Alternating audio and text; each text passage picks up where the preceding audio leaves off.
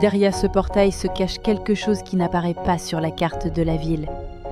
Des plantes qui changent de couleur et de caractère. Certaines ne touchent même pas le sol. Des graines introuvables dans aucun magasin. Une maison où le temps peut se plier comme du papier. Et chaque découverte fait partie d'un grand mystère. Mais quelqu'un veut mettre fin à cet endroit. Y aura-t-il quelqu'un capable de sauver ? Voici votre passeport pour cette histoire magique. Élie Dubois arriva en retard. 3 minutes exactement, juste assez pour laisser la fine couche de sucre sur les brioches figées au lieu de briller.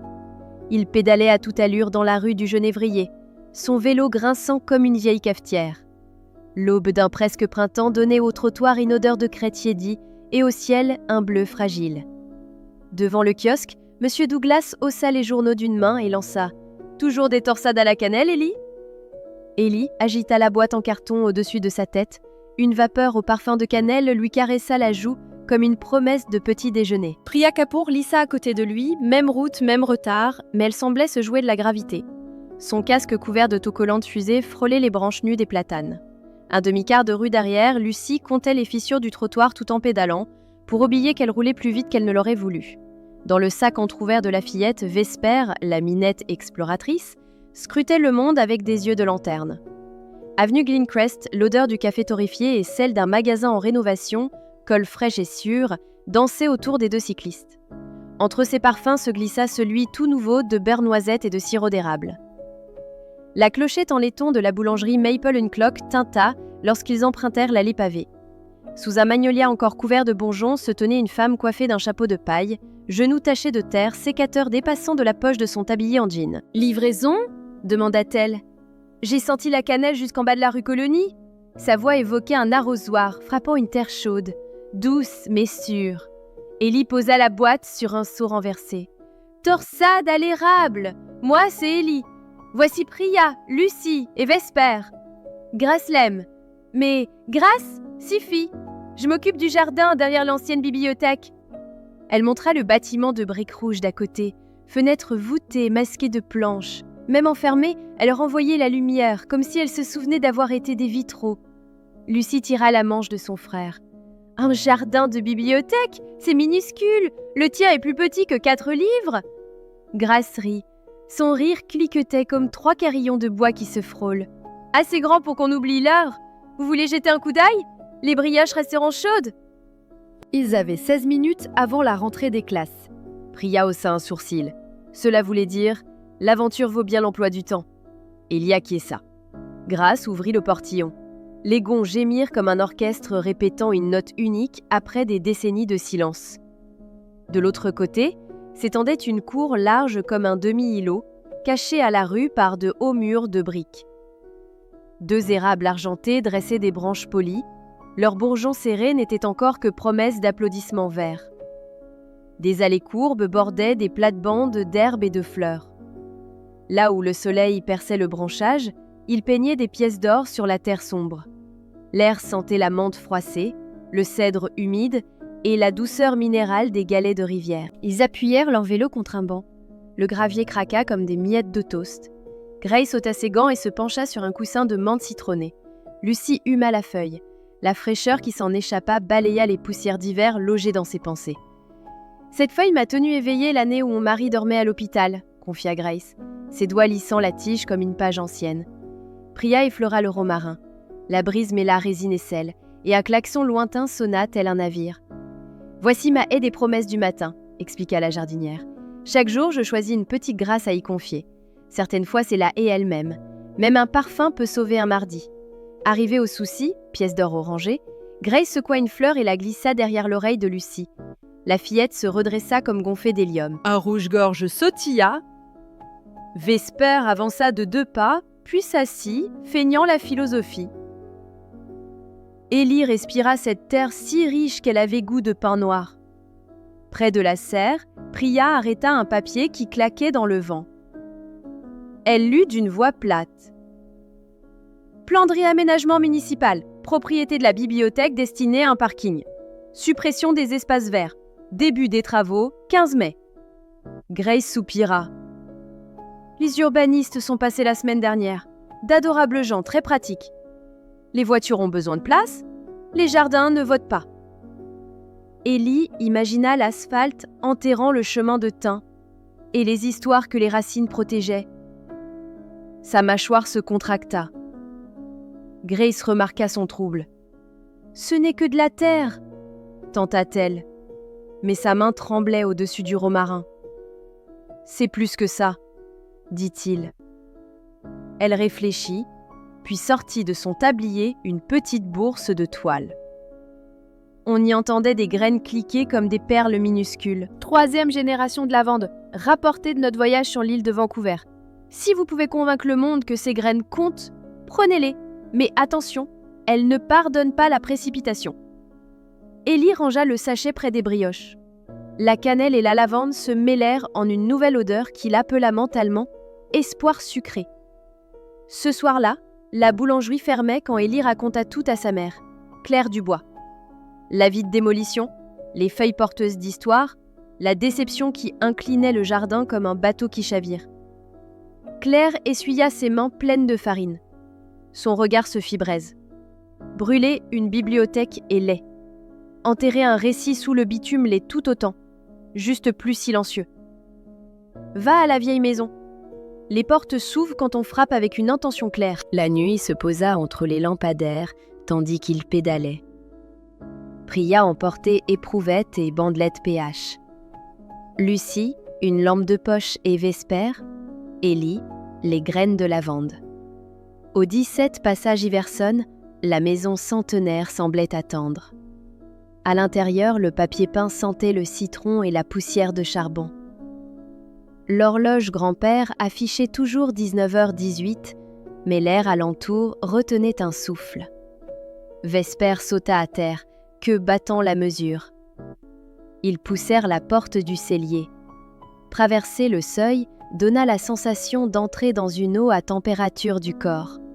Pas d'éclaboussure, seulement un étrange allègement. Les murs s'étirèrent, les étagères en cèdre apparurent, chargées de caisses estampillées Midwest Seed Co. 1927. Au centre, une longue table de chêne supportait une lanterne et une loupe à manche de laiton. De l'autre côté, un caisson métallique respirait un froid pâle. L'écran bleu clignotait. Cryocoffre 4B, contrôle 2041, intégrité 100%. Priya ouvrit un tiroir. Carotte lune 1928, feuillage argenté, récolte nocturne. Un autre. Laitue dentelle givrée 1947, douce après gelée. Lucie trouva un sachet. Menthe caméléon, expérimentale, change de couleur selon l'acidité. Elle poussa un cri qui fit bondir Vesper. Au fond, une boîte à thé cabossée, fermée d'un ruban vert. 6 graines rayées bleu nuit et crème y dormaient. Un mot glissé disait « Lavandula gracea, lignée de sauvetage », à manipuler dans la joie. Ellie reconnut l'écriture élégante d'Éléonore Louise Watley, l'ancêtre qui avait possédé la maison. Il l'avait vue sur des fiches de recettes cachées entre les planches. Ils se limitèrent à un sac. Lavande de sauvetage, carotte lune, menthe caméléon, laitue givrante, plus 2 fioles du cryocoffre digital demi-polaire et haricots aurora luisant d'une lumière interne. Ellie régla le minuteur sur 90 minutes. Le pli respecte les délais quand on les formule poliment. Priya découvrit alors un carnet de cuir noté par Éléonore. À chaque plante, une phrase. Thym, courage les nuits où le silence hurle. Romarin, gratitude les matins minces comme du papier. Sur la dernière page, transmet les graines mais transmet le sens aussi. Priya glissa le carnet dans sa besace. Un pas en arrière, le cellier retrouva sa taille d'origine. Le papier peint redevint beige raisonnable. Vesper détendit les oreilles. Le pli s'était refermé, emportant son époque. À l'aube, Ellie se leva avant le réveil. Le bâtiment d'en face reflétait un soleil couleur marmelade. Il remplit sa sacoche d'outils. En bas, Lucie attachait des rubans aux étiquettes de semis. Priya arriva avec ses bandelettes pH et une règle, pour la cause des racines. Claire leur tendit 2 paquets de pain à la cannelle, déclarant qu'aucun chantier n'avançait l'estomac vide. Au jardin, Grace les attendait, tasse de chicorée fumante à la main. Un jet disputait au rouge-gorge la haie de romarin. Grace dit bonjour comme si le mot était un arrosoir. Ils semèrent la lavande en lignes fines. Élie lisait à haute voix chaque étiquette pour que la terre entende l'histoire. Priya mesura l'acidité près de l'amande caméléon. Lucie organisa un sauvetage de vers de terre dès qu'une pelle en délogeait un. Vesper monta la garde contre les limaces, queue en drapeau. À la sortie de l'école, 10 camarades vinrent aider, plus Alexandre, son carnet à dessin plus grand que lui. Il peignit des icônes de feuilles. Grace chuchota. Pas leur nom correctement, sinon elles boudent. Alexandre ajouta une courbe au romarin, comme un sourire. La pluie du soir tomba doucement, polie comme quelqu'un testant l'eau du bain.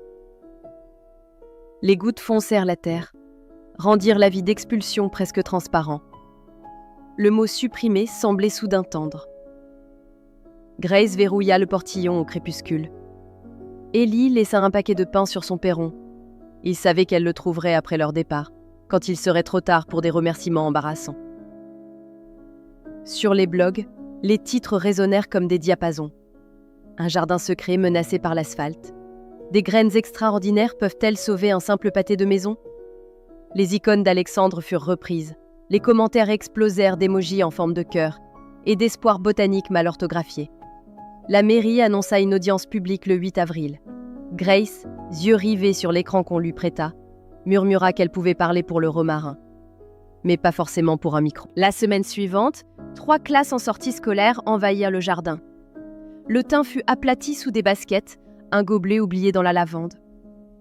Grace remercia pourtant les élèves, balaya les déchets une fois seule. Élie l'aida, le cœur froissé. Cette nuit-là, la boulangerie était éteinte, mais 5 amis entouraient une lanterne.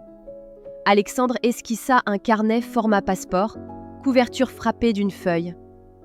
Priya imagina des missions courtes, arroser, mesurer, découvrir. Lucie insista. Chaque ligne remplie vaudrait une gourmandise. Claire promit des biscuits lavande-miel, grands comme des pièces. Élie douta. Grace croira-t-elle à un autre plan? Le samedi, l'essai commença. Un stand de bois proposait les passeports, prix, une petite pièce dans la boîte. Les enfants gagnaient un tampon feuille de menthe, en arrosant bien, romarin pour le paillage, souci pour la récolte de graines. L'encre sentait les herbes. Les tampons avaient trempé toute la nuit dans des infusions. La foule afflua. Élie observa Tariq, chaussure trop grande, qui vérifia la balance 3 fois avant de sourire. Claire Dubois sortit un biscuit lavande adapté aux allergies rien que pour lui. Grace, plantée près du romarin, sut lire les passeports. Son dos se redressa. Elle posa sa paume sur l'épaule d'Élie. Il se sentit ancré. Au coucher du soleil, ils refermèrent la porte. Grace souffla. Le jardin a écouté. Il a décidé que les enfants pouvaient rester s'ils marchent doucement. Élie rentra sous les réverbères qui bourdonnaient comme de douces abeilles. Dans son grenier, il écrivit « Inviter un inconnu avec soin, c'est donner 2 racines à une histoire. » Vesper ronronna, battant la cadence, comme si le temps attendait que les graines percent la terre pour prouver les mots. Le dimanche se leva sur un ciel couleur pêche et le jardin humide de rosée respirait comme un enfant endormi. Les allées gravillonnées luisaient après la pluie nocturne. Les plaques d'ardoise reflétaient un jour si neuf que personne n'osait encore le froisser. Élie arriva le premier, les mains dans les poches de son blouson, guidé par l'odeur de menthe caméléon qui, sous l'eau, avait viré d'un vert pan à un violet de mûre. Un frisson parcourut les feuilles. Elles semblaient heureuses de leur propre changement. Il crut entendre un murmure, faible mais net, dans la brise entre les érables. « Merci d'avoir attendu la pluie », entendit-il presque, sans savoir si c'était imagination ou première phrase d'un rêve éveillé. Priya surgit avec un thermos dégoulinant de buée, l'esprit déjà branché sur les mesures. Elle trempa une bamblette pH dans une flaque. Le rose se transforma en un orange doux. « Légèrement acide, parfait pour la lavande », constata-t-elle. « Tu sens ? L'air est plus rond, comme si on avait ajouté une note de vanille. Lucie, entraînant Vesper attaché à une ficelle ruban, suivait l'une des lignes de semis. La chatonne observait chaque pas comme une équation difficile. Lucie annonça que 3 pousses de lavande pointaient déjà le nez. Vesper éternua, un grain de terre se coinça sur ses moustaches. Grace les rejoignit, bottes encore souillées des travaux de la veille et sourire plein d'un étonnement radieux. « Voyez-vous ça, des pousses en moins de 12 heures. Soit votre groupe est béni, soit le jardin aime qu'on lui parle. » Claire, arrivée les bras encombrés d'un panier, distribua des tranches de pain à la cannelle. La chaleur des miches fuyait comme une petite musique. « Manger juste après la pluie, c'est absorber la douceur du matin, » dit-elle avec conviction. Autour d'eux, la ville s'ébrouait. Une camionnette de la mairie stoppa net ses pneus contre le bord du trottoir. Un homme descendit, costume anthracite et tablette en main, inspecteur municipal autoproclamé expert en chiffres et en oubli. Il scruta l'endroit, pinçant les lèvres. « Je m'appelle Mark Devlin. Je viens mesurer la surface exacte pour le futur parking. »« Nous avons jusqu'à l'audience du 8 avril, » rappela Grace, main sur les hanches. « Je le sais, madame, mais connaître la topographie accélère les décisions. » Il effleura le romarin du bout de son télémètre, comme s'il craignait une tache de pollen sur l'écran. Curieusement, la pointe laser rouge vif clignota puis s'éteignit. Mark Devlin tapota l'appareil. Rien. Il fronça les sourcils, se tourna vers Priya. « Les ondes se brouillent ici. Votre installation électrique est-elle aux normes ?» Priya, les mains encore tachées de terre, répondit. « On pourrait croire que la science préfère les terres bienveillantes. » Il ne comprit pas et s'éloigna. Ellie souffla de soulagement. La lavande semblait respirer avec eux. Le lundi, l'école invita la classe d'Ellie à écrire des essais sur la place des espaces verts en zone urbaine. Priya proposa un laboratoire vivant. 3 bacs remplis de sols différents, l'un avec terre du jardin, l'autre avec terre stérilisée, le 3e mélangé de sable. Lucie emmena Vesper en mascotte. Au bout de 2 jours, les graines du premier bac germèrent plus vite. Ellie raconta l'histoire à voix haute. L'enseignante capta l'attention. Ovott décida qu'il présenterait leurs résultats au conseil municipal. Par les fenêtres, un vent de mars gonflé de poudre d'ardoise soulevait les rideaux. Ellie entendit de nouveau le chuchotement. « Faites-leur sentir la mémoire !» Il n'en parla à personne, mais la phrase trottait comme une coccinelle cachée dans sa poche. Cette nuit-là, ils retournèrent au 17, passage Iverson. La maison grince un salut lorsqu'elle reconnaît ses hôtes. Vesper miaula, queue en point d'interrogation. Claire resta sur le perron, veilleuse allumée dans une main et tasse de thé dans l'autre. Elle disait que quelqu'un devait garder le seuil entre aujourd'hui et l'autre côté. Dans le cellier, les lattes respirèrent, puis la pièce grandit, bois cédant la place à la pénombre d'un grenier immense. Le pli illumina leur front d'une lueur douce, comme si la lampe de poche de Lucie devenait un phare intérieur. Ils aperçurent des malles frappées d'un sceau. Archives horticoles, courrier privé. Priya dénoua la sangle de la première caisse. Des liasses de lettres, ficelées de rubans carmin. Sur l'enveloppe, des timbres d'un autre siècle bleu nuit et or. Lucie lit le premier feuillet.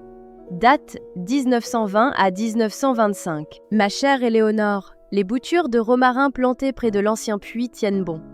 Le parfum attire les abeilles bien mieux que nos ruches savantes. Ellie ferma les yeux. La pièce sembla s'emplir du bourdon d'une ruche lointaine. Il glissa les lettres dans un sac. Dans une boîte de fer, ils trouvèrent un carnet miniature au cuir craquelé, couvert d'une écriture penchée. Sur la couverture, une phrase en relief. « Parlez aux plantes, elles se souviendront pour vous. » Priya tourna les pages, sur chacune, un poème. 4 vers simples sur la patience d'un bulbe ou la loyauté d'une graine. Elle lut à voix basse. Les racines portent les histoires. Chacune écrit son propre fil. Écoute la nuit qui respire, tu trouveras le cœur tranquille. Ils sentirent le plancher vibrer comme s'il acquissait.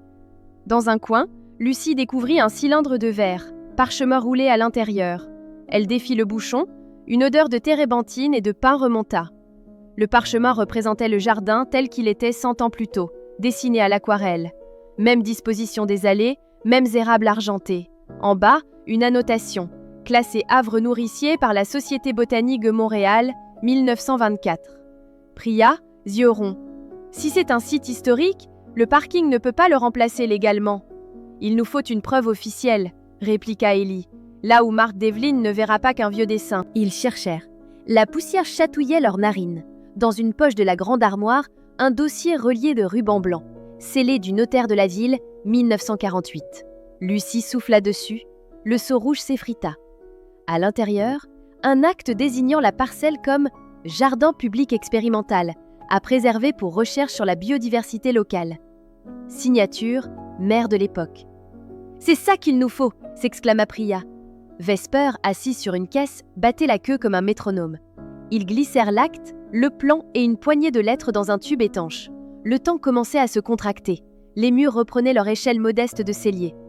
Ellie vérifia la montre, minuit moins 5. La poignée se fit glaciale. La lumière du pli pâlit. Ils franchirent le seuil, derrière eux, la pièce se referma, redevenant un simple placard au parfum de citron cireux. Le lendemain, ils présentèrent les documents à Grace. Elle effleura le seau craquelé, les yeux embués. « Ces papiers sont plus puissants que 100 discours, murmura-t-elle. Nous devons les protéger jusqu'à l'audience. » Alexandre proposa de reproduire le plan historique en grand format pour l'exposer. Il déploya son carnet crayon en vol. Les traits d'aquarelle naissaient sous ses gestes, rappelant les teintes de l'original, mais plus nettes, plus parlantes. « Nous ferons sentir au public que ce jardin respire depuis un siècle, » déclara-t-il. Dans la foulée, Claire Dubois organisa un atelier biscuit. Elle inventa la recette 100 ans d'arômes. Gingembre, lavande, zeste d'orange.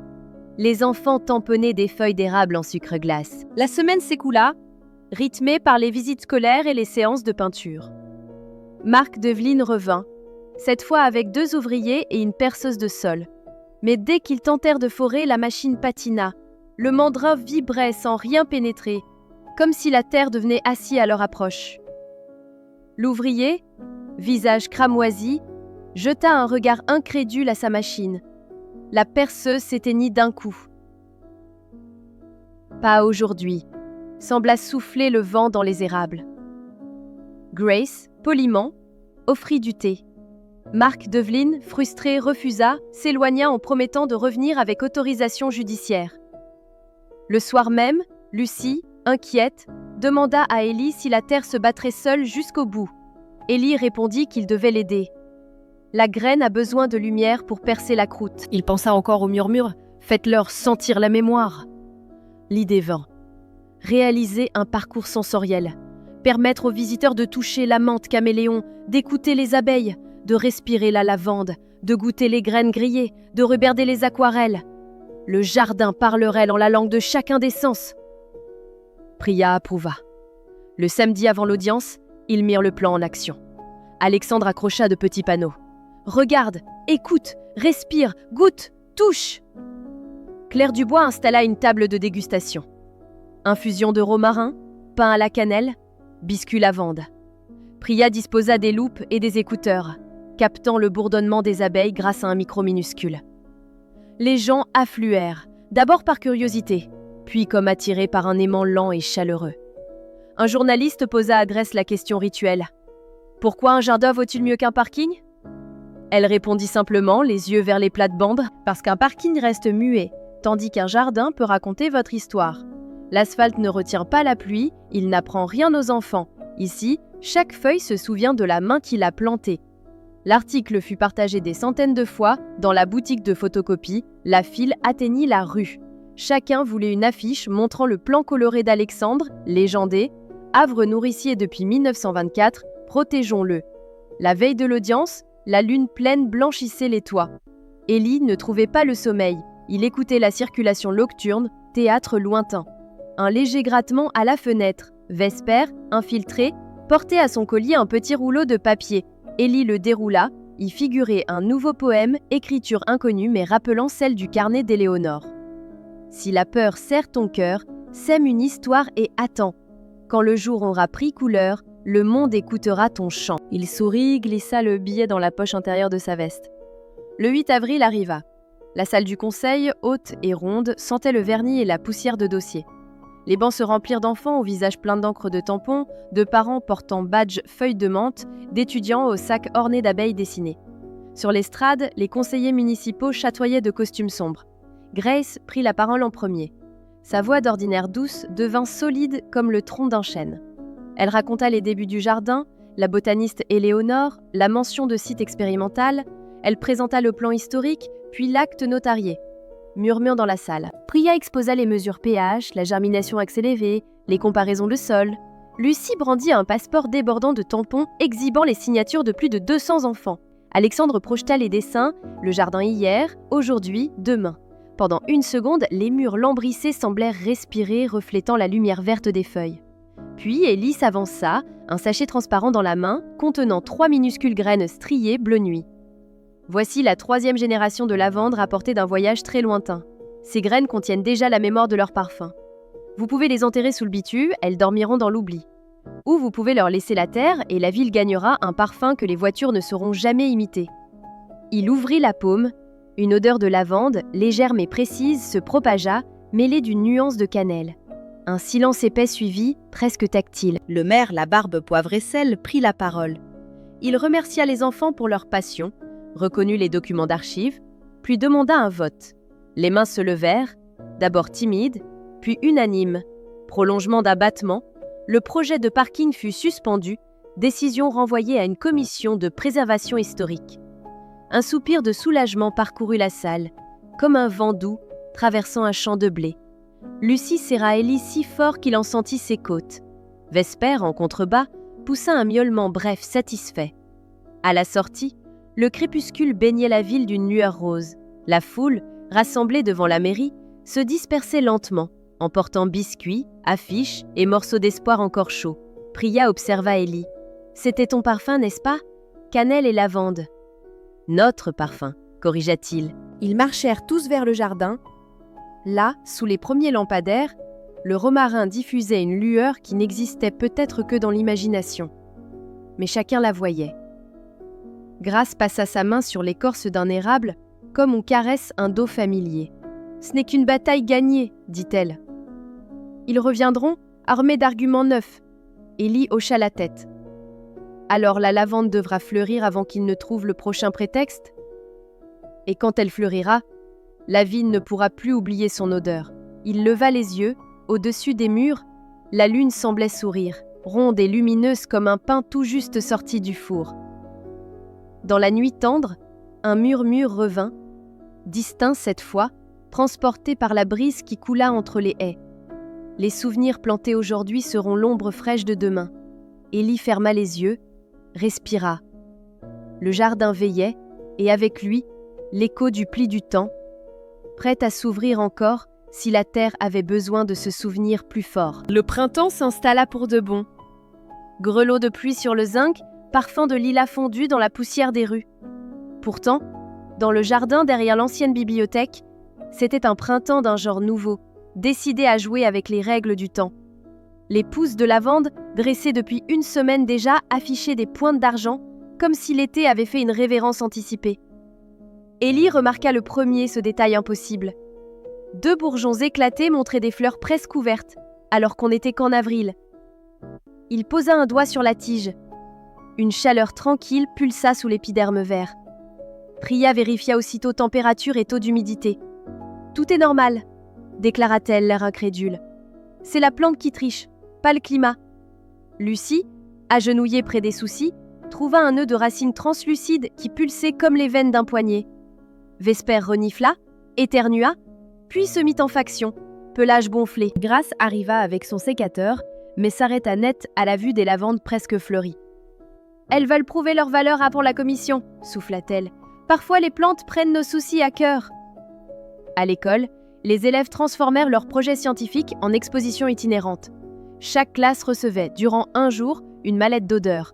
Petite fiole contenant romarin, thym, menthe caméléon, lavande accélérée.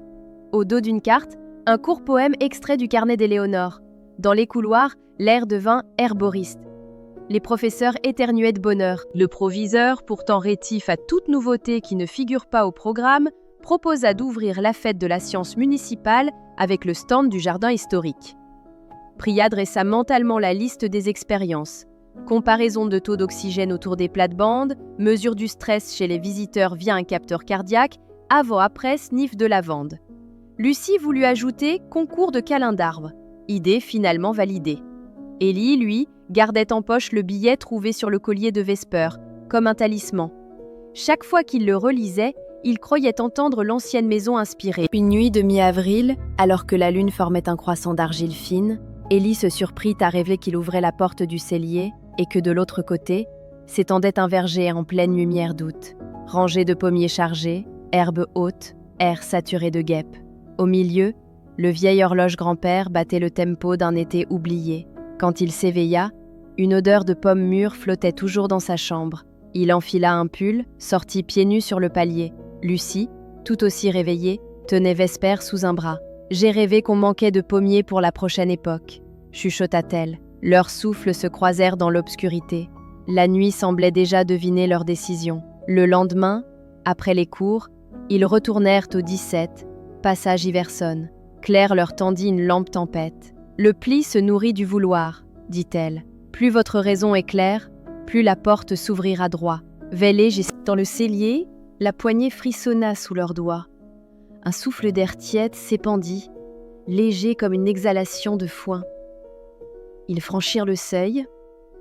Aussitôt, un verger dominé par un ciel blanchi de chaleur s'ouvrit devant eux, exactement comme dans le rêve.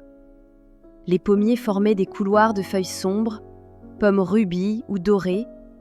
Un sentier de craie menait à un hangar dont le toit de tôle réverbérait la lumière. Priya consulta sa montre. Le cadran s'emballa, tourna, puis s'arrêta sur 7 août 1932. Elle hocha la tête, parfaite cohérence avec la maturité des fruits. Lucie courut jusqu'au premier tronc. Les pommes luisaient frottées par le vent. Elle en cueillit une. La peau verte se couvrit aussitôt de reflets carmins, comme si la main d'un enfant suffisait à finir la couleur. Élie chercha un indice. Dans le hangar, il trouva un tableau noir, couvert de formules. Calcul de sucre, de densité. Au sol, des cajots marqués « Pommier éclipse ». Expérimental. Un carnet encore sur un pupitre titrait « Programme de pollinisation pour zone urbaine restreinte ». Signature « Éléonore Louise Vatelet, 1932 ». Priya tourna les pages, ravie. Schéma de greffe. Recommandations pour maintenir la variété à taille compacte sans perdre la productivité. Entre deux feuilles, une lettre signée d'un botaniste parisien assurait à Éléonore que la variété Eclipse résistera mieux à la chaleur des ruelles pavées que n'importe quelle Troène. « Parfait pour notre ville d'aujourd'hui », murmura Priya. Ils remplissent 3 sacoches de greffons, bien enveloppées dans de la mousse. Le soleil déclinait déjà. Le pli sentait le cèdre chaud se refermer. Vesper, queue basse, pressa le groupe vers la sortie. Au seuil, un coup de tonnerre lointain, non pas un orage, mais le grondement d'une époque qui veut retenir ses passagers. Un pas de plus, et ils revinrent au cellier. Le parfum de pommes s'accrocha à leurs vêtements comme un rappel. Grâce à la vue des greffons, faillit laisser tomber son arrosoir. On dirait les pommiers nains qu'on plantait jadis près du couvent Sainte-Blandine. Ils ont tous disparu il y a 40 ans. Priya lui montra le carnet. Grâce passa lentement son pouce sur la signature. Nous devons leur trouver des porte-greffes. Demain, j'irai chez le pépiniériste, même s'il pense que je suis folle. Le lendemain, la pépinière accepta de donner 3 sujets mûriers pour servir de base. Les greffes prirent racine dans la petite serre adossée au mur sud. Lucie confectionna des pansements d'écorce et inventa des noms colorés. Pomme méliciel, pomme étoile, pomme galaxie. Pendant ce temps, la mairie lança une consultation citoyenne. Sur le site officiel, le questionnaire demandait « Souhaitez-vous moderniser l'îlot bibliothèque pour relancer l'économie du quartier ?» La réponse n'offrait que oui ou plus tard. Les clics affluaient, souvent mal informés. Élie décida qu'un simple bouton ne pouvait pas décider du sort des abeilles. Il eut l'idée d'un bal des semences. Soirée sous lampion, musique acoustique, dégustation de tisane, où chaque participant repartirait avec un sachet de graines du jardin contre signature d'une pétition papier. Claire proposa son pain aux herbes comme ticket d'entrée. Claire Dubois promit une table pleine de biscuits. Monsieur Leblanc, professeur de musique, offrit la fanfare de l'école. Même le proviseur, conquis par la réussite pédagogique, accepta de prêter des chaises. La veille du bal, un nouveau personnage apparut. Madame Vernet, avocate des promoteurs. Talons aiguilles, veste graphite, parfum d'ambre sec. Elle croisa Grâce devant le portillon. « Un usage botanique d'amateur ne peut se substituer à un besoin urbain, déclara-t-elle. Votre jardin n'est pas un musée mais un caprice. Grâce, dos droit, répondit. Nous verrons si la terre accepte d'être un caprice. Le tribunal entendra nos racines. Madame Vernet posa alors sur le sol une affichette légale. Avis de passage pour étude de sol, date 30 avril. Lucie, plus tard, arracha le papier et le fit tremper dans une infusion de romarin jusqu'à ce qu'il se désagrège comme une mauvaise graine. Le bal des semences surpassa toute prévision. Des guirlandes d'ampoules reliaient les érables, réfugiant les visages dans une chaleur dorée.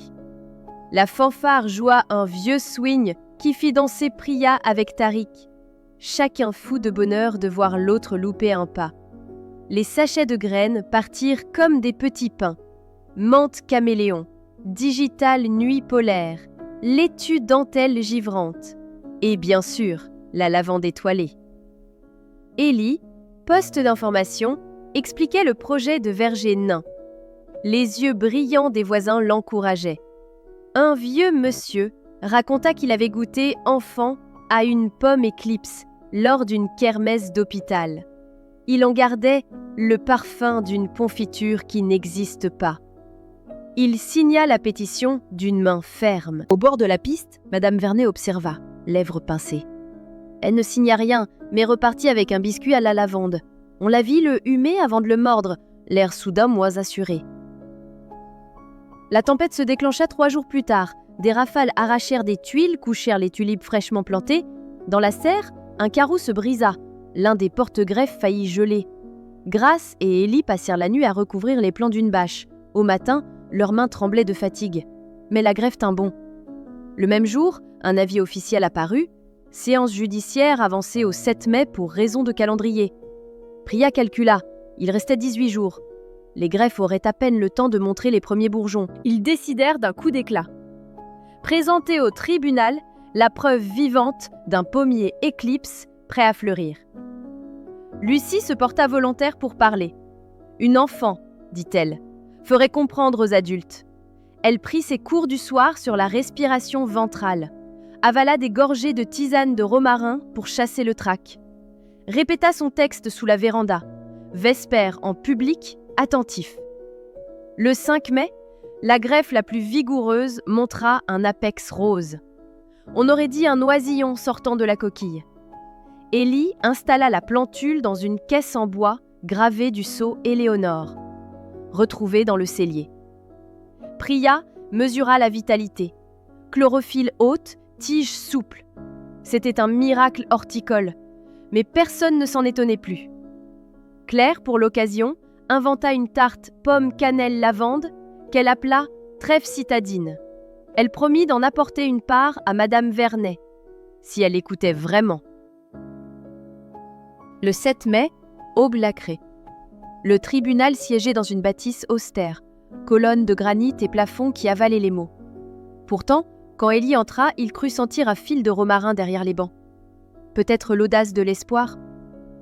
Grace parla la première, rappelant l'acte notarié désormais authentifié par un archiviste. Madame Vernet argua que la loi de 1948 ne prenait pas en compte les besoins modernes. Priya présenta les données scientifiques. Elle projeta le graphique montrant la baisse de température autour du jardin lors des pics de chaleur, grâce à l'évapotranspiration. Les conseillers hochèrent la tête.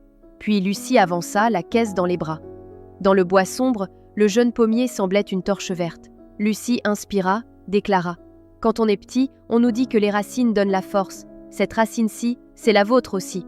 Je vous la prête, mais si vous la coupez, vous coupez votre propre histoire. » Elle mit la main sur la terre, ferma les yeux. Un craquement se fit entendre.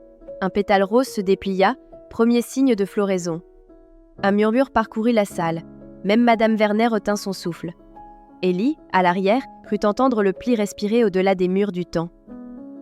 Le juge leva la séance pour délibérer. 1 heure plus tard, il lut la décision. Classement provisoire du jardin au patrimoine local, suspension de tout projet de parking, étude pour parc éducatif permanent. Un tonnerre d'applaudissements remplit la salle, chassant jusqu'à la poussière. Madame Vernet s'approcha d'Élie. « Vous et vos amis avez gagné aujourd'hui, mais la ville change vite. protéger ce lieu où une autre menace naîtra. Elle tendit la part de tarte que Claire lui avait glissée. « C'est délicieux », admit-elle, avant de disparaître. Le soir, lampion rallumé, on fêta la victoire sans grand discours. Les enfants inventèrent une ronde autour des érables. Chaque tour voyait la fleur du pommier se déplier un peu plus. Priya chanta un air pendjabi. Alexandre improvisa une mélodie à l'harmonica. Claire fit passer des paniers trèfle citadine. Grace se tourna vers le mur de briques. Une fissure verticale courait de la base à la corniche. Elle n'y avait jamais prêté attention. La fissure vibrait, presque lumineuse. Elle appela Ellie. « Le jardin n'a pas fini de parler, » dit-elle. « Notre combat pour la terre pourrait n'être que la première histoire. » Tous deux posèrent la paume contre la brique tiède. Un frisson parcourut le mur, puis la fissure se stabilisa. Ellie sentit le même parfum que dans la maison du passage Iverson. Mélange de cèdre, de pommes mûres et de quelque chose d'encore à venir, une promesse. Il murmura « Peut-être que le pli peut voyager ». Pris d'une intuition, il recula, contempla la façade. Sous la lumière des lampes, les briques semblaient avoir absorbé la couleur des flammes du soir. Les ombres formaient un motif rappelant une carte ancienne. Là, une ligne sinueuse ressemblant à un fleuve. Ici, une tache verte qui évoquait un bosquet. Comme si le jardin peignait sa propre histoire sur la maison voisine. Priya rejoignit le duo, l'œil étincelant. « Je crois que la prochaine aventure n'aura plus besoin de porte. Le temps commence à pousser partout où il y a des racines assez fortes pour le tenir. » Lucie, entendant cela, éclata d'un rire clair, lança un pétale de lavande en l'air. « Alors demain, on devra planter des racines jusqu'à la mairie !» Le pétale, avant de retomber, se transforma en minuscule spirale de lumière. Phénomène si bref qu'on aurait pu le prendre pour un reflet, mais il l'avait vu. Le jardin, sauvé pour l'instant, semblait désormais habité d'une énergie neuve, prête à déborder hors de ses murs. Et dans l'air tiède du printemps, un murmure se fit entendre, identique et pourtant plus ample. Les saisons se souviennent de ceux qui les écoutent. Ellie ferma les yeux, respira profondément. À son poignet, le vieux bracelet d'horloge rapporté du cellier vibra comme un cœur minuscule, battant déjà pour la suite. C'était le mois de mai s'étira dans une douceur trompeuse. Ciel nacré, senteur de pluie chaude, rumeur de marché en préparation pour la fête de la musique. Pourtant, un matin, Ellie, en pédalant vers l'école, jura avoir croisé un tramway vert olive qui prolongeait autrefois la ligne A jusqu'au fleuve. Un modèle retiré de la circulation depuis 1972. 2 passagers en chapeau-cloche disputaient derrière les vitres. À l'intersection suivante, plus de tramway, seulement la camionnette jaune du livreur de journaux. Le garçon n'osa rien dire avant d'apercevoir Priya, postée devant le kiosque, le regard vissé au même point de rue où l'engin avait disparu. Sans un mot, ils comprirent que la ville commençait à piller, comme le cellier du passage Iverson, mais à ciel ouvert. À l'entrée du jardin, Lucie s'entraînait à lire un article consacré au projet de parc éducatif permanent, imprimé dans le quotidien local. Elle trépignait à l'idée de voir son propre prénom dans la colonne d'honneur. Grace écoutait d'une oreille distraite. Son attention restait aimantée par un recoin de mur où la fissure trouvée la nuit de la victoire scintillait d'une lumière de mica. Chaque fois qu'un nuage passait, la fissure palpitait, comme si une paupière hésitait à s'ouvrir. « Il y a quelque chose derrière », murmura-t-elle. La brique vibrait sous ses doigts, rappel ténu d'un autre temps, prêt à couler ici même. Vesper, moustache électrique, grondait devant l'invisible. Le soir, quand les lampadaires s'allumèrent, le vieux mur projeta sur le gravier l'ombre d'un kiosque inconnu couronné d'enseignes art déco. Claire, qui apportait des pains à la cannelle, reconnut le dessin. Elle l'avait vu sur une carte postale de 1925 dans la vitrine d'un antiquaire. « Nous voilà prévenus, » dit-elle. La Skladka n'habite plus seulement la maison. Elle explore tout ce qui a des racines, y compris la brique. Les enfants dressèrent un plan. Garder le jardin ouvert tout en surveillant les signes d'un nouveau puits. Alexandre installa un chevalet près de la fissure. Il jurait que le dessin pouvait calmer la pierre, comme on calme un animal nerveux. Il esquissa l'ombre du kiosque, traça les lettres effacées du néon. Cinéma, lumière.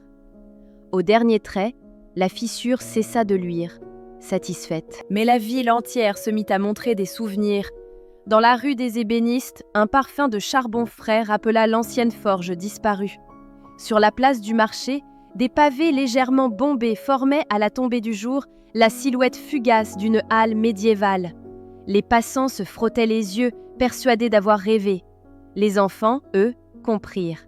La Skladka s'étendait à chaque endroit où le futur menaçait de raser le passé. Au conseil municipal, Mark Devlin annonça qu'une modernisation accélérée toucherait le quartier dès juillet pour l'accueil d'un salon international. Derrière lui, Madame Vernet distribuait un dossier relié. Plan d'hôtel vitrine, stationnement souterrain, trottoir climatisé. « Le progrès », répéta-t-elle comme un mantra. Priya, serrant ses notes, murmura que le progrès sans mémoire est juste une accélération de l'oubli. Cette nuit-là, Ellie regarda la fissure de la maison Iverson comme on guette l'horloge d'un train en retard.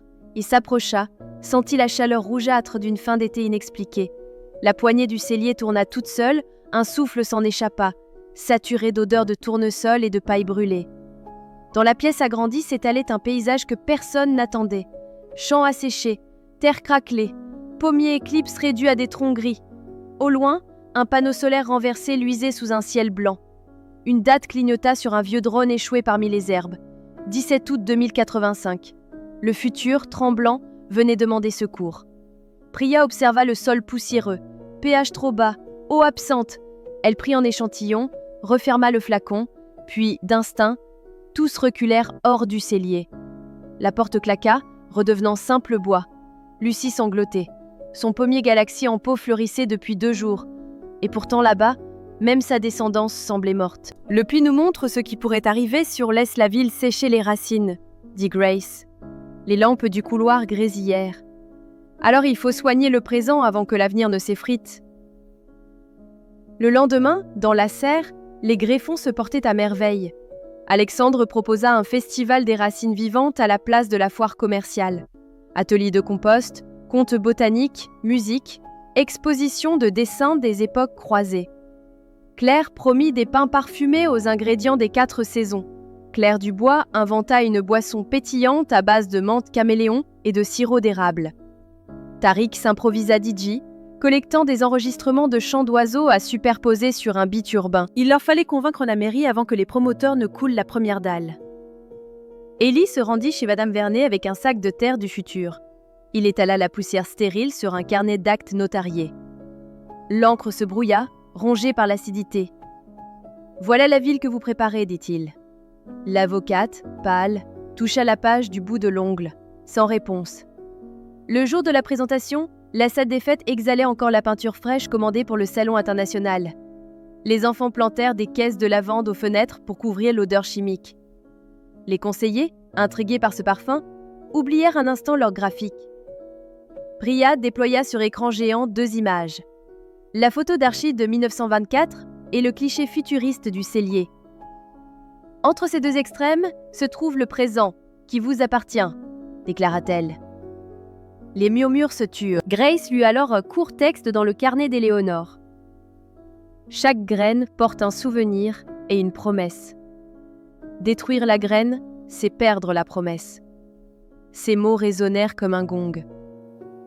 Lucie avança, tenant dans une coupelle 3 graines striées de bleu. Elle les présenta comme un héritage fragile, pendu au fil du temps. Mark Devlin voulut parler chiffres, mais sa tablette afficha soudain un schéma inconnu. Plan de canaux verts serpentant dans la ville, étiqueté 2035, signature numérique de la Commission européenne. Priya reconnut un programme d'adaptation climatique annulé par manque de fonds. Le pli s'invitait dans l'électronique. Rappel sévère qu'ignorer le vivant conduit à chercher des palliatifs coûteux 20 ans plus tard. Les conseillers observèrent leur propre avenir comme on lit un miroir inversé. À la sortie, Madame Vernet rattrapa Grace sous le porche. « Je ne peux plus défendre ce projet sans nuance, souffla-t-elle. La loi permet de combiner développement et protection. Donnez-moi une alternative crédible, je la porterai. » Ses talons ce jour-là claquaient moins fort. Commença alors une course contre le calendrier. Le festival des racines vivantes fut annoncé pour le solstice de juin. Alexandre dessina l'affiche. Un pommier éclipse jaillissant d'un livre, ses racines enchevêtrées dans un tramway, un drone et un arrosoir. Le maire, séduit, accepta d'installer la grande scène sur la place, à la condition de garantir qu'aucun équipement ne serait englouti par une apparition de kiosques fantômes.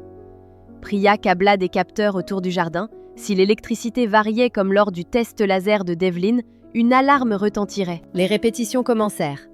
Au crépuscule, la haie de romarin diffusait un murmure continu, comme un chant d'abeilles démultiplié. Lucie disait que le jardin répétait lui aussi. Claire arrivait avec des fournées de trèfle citadine, tandis que Tariq, accrocheur de son, captait la pluie sur les érables, le battement d'ailes des moineaux, les pas d'un tramway vestige qui glissait parfois près du portail pour disparaître avant que l'œil humain ne puisse s'accrocher aux détails. Le 21 juin, à l'aube, un brouillard dense s'installa, crémeux comme une soupe de nuages. Les capteurs de Priya tintèrent. Activité du pli partout dans la ville. Des passants signalèrent un photomaton Belle Époque rue du Lion, un panneau d'arrêt d'omnibus à l'angle de la Poste. Au jardin, pourtant, le brouillard restait doux, presque parfumé. Élie remercia la lavande d'agir comme une encre. À midi, les lampions solaires s'allumèrent malgré la clarté. Les enfants enfilèrent des couronnes de fleurs. Alexandre dévoila un fresque éphémère sur le mur fissuré, silhouette de générations tenant la même graine à travers les siècles. Le public afflua, familles, touristes, même quelques sceptiques venus chercher un miracle ou un faux pas. Priya ouvrit le festival par une expérience. Elle plaça au centre de la scène 2 pots de terre. L'un substrat vivant du jardin, l'autre poussière de 2085. Elle sema une graine de laitue dentelle dans chaque pot, ajouta la même eau et demanda aux spectateurs d'observer. En 2 heures, sous la chaleur douce du solstice, le premier pot montra un minuscule germe vert, l'autre resta gris. Les enfants expliquèrent que cette démonstration n'était qu'un raccourci de la vraie lenteur, mais tout le monde avait compris. Alexandre montra alors ses croquis animés projetés sur la façade de la bibliothèque, grâce à un logiciel que Tariq boosta au son d'un beat mêlant tambour sans chane et roucoulement de pigeons. Les images alternaient tramway perdu et drone futur, champs de blé 1900 et toit couvert de panneaux solaires 2040, tous reliés par la même racine d'arbre qui circulait d'un dessin à l'autre. La fissure du mur s'illumina, acceptant d'être passage mais non menace. Un souffle tiède embauma la foule, odeur de cannelle et de pommes cuites. Claire apparut, plateau levé haut, offrant des tranches de pain encore fumantes. Au crépuscule, un orage éclata à l'ouest. Le ciel vira cuivre puis violette. La scène en bois craqua. La Skladka, profitant de la tension électrique, ouvrit un vortex silencieux au-dessus du kiosque Art déco projeté par Alexandre. Sur l'écran tremblant, on vit à la fois 1925 et 2085. D'un côté, un vendeur de journaux criant les gros titres sur un progrès radieux. De l'autre, un technicien vêtu d'une combinaison anti-poussière collectant les dernières pommes d'un verger exsangue. La foule retint son souffle. Lucie s'avança, brandissant son passeport tamponné de feuilles jusqu'à la dernière page. Dans la lumière stroboscopique, l'enfant sembla appartenir à toutes les époques. « Choisissez votre futur !» cria-t-elle. Elle arracha la dernière page, la lâcha dans l'air. Le papier devint une graine lumineuse qui traversa l'écran avant d'atterrir aux pieds du vendeur de journaux. Il l'accueillit, étonné, la mit dans sa sacoche et aussitôt, l'image se stabilisa. La Skladka referma les 2 époques comme on range un livre. Le public explosa d'applaudissements. Pas certain d'avoir vu un tour de magie, un hologramme ou un miracle. Dans la cabine du maire, un assistant déclarait déjà que le développement durable expérientiel deviendrait la marque de la ville. Marc Devlin, rare sourire, proposa même de prolonger le tramway historique à titre de navette verte pour le festival permanent. Les promoteurs, devant l'enthousiasme, ajustèrent leurs plans.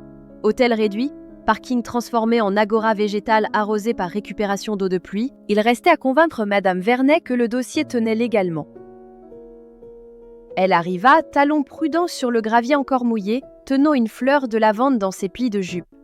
« Vous avez créé de la jurisprudence émotionnelle, » dit-elle à Élie. « Je n'avais jamais plaidé pour un sentiment, mais je crois que c'est le nouveau terrain du droit. » Elle signa une motion qui verrouillait toute démolition d'espaces à racines sans consultation citoyenne, longue d'un cycle agricole complet. La pluie cessa. La lune, ronde comme un thym, se leva au-dessus des érables. Les lampions reflétaient ses reflets, doublant la clarté. Priya, vidée, s'assit sur le banc. « Nous venons peut-être d'inventer un remède au futur. souffla-t-elle.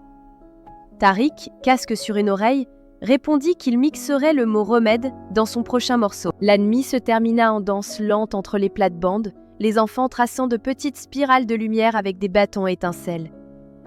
À chaque étincelle, la fissure du mur laissait filtrer un souffle d'air nouveau, jamais le même parfum. Tantôt cacao, tantôt branche de sapin, parfois une pointe d'algues rappelant un océan lointain. À l'aube, quand la foule disparut, il ne resta que la brume et un silence profond ponctué de chants d'oiseaux. Élie, Priya, Lucie et Grâce firent le tour du jardin. Les pommiers éclipses arboraient des bourgeons gonflés de rosée. La lavande affichait des épis serrés prêts à bleuir. Alexandre, assis contre le mur, dormait son carnet sur les genoux, tache d'encre sur la joue.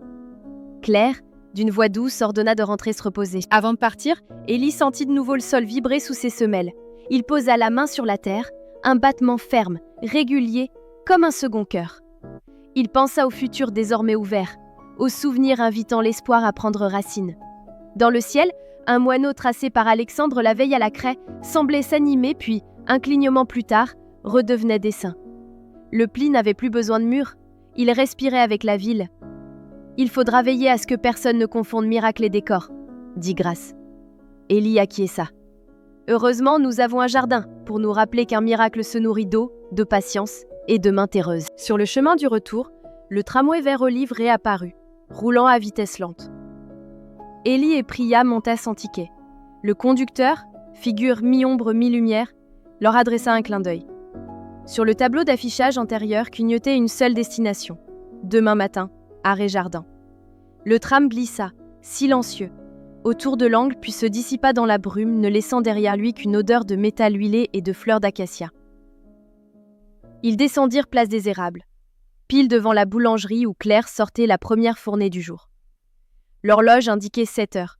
Pas une minute ne semblait avoir passé, comme si le voyage s'était glissé entre deux battements d'aiguille. Claire tendit un pain à la cannelle.